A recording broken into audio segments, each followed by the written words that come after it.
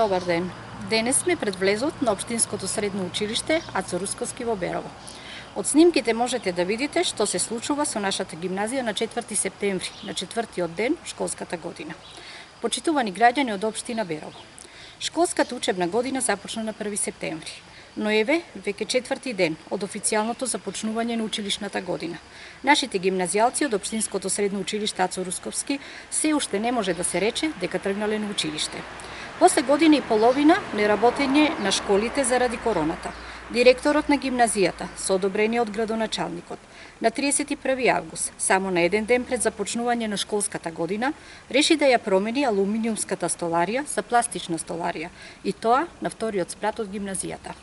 Заради тоа, кога средношколците на 1 септември влегоа во просториите на гимназијата, во нивните кабинети за настава на вториот спрат, ги дочекаа извадени прозори, а утринската температура на 1 септември беше околу 7 степени Целзиусови.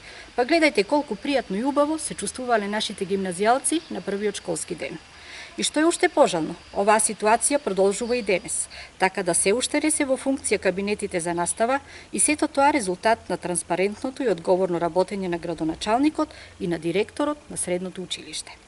Што е уште пожално и позагрижувачки е тоа што професорите и учениците во средното училиште, нашата гимназија, Ацо Русковски во Берово, се уште немаат добиено распоред на часови, зашто директорот и градоначалникот никако не можат да го надминат кадровското кроење на часовите на професорите, па затоа бидејќи се уште гимназијалците немаат ниту распоред, ниту пак кабинети за настава, вчера, на 3 септември, сите беа на крос. Ете така да се растрчаат, бидејќи немаат услови за учење, после само 2 дена училиште.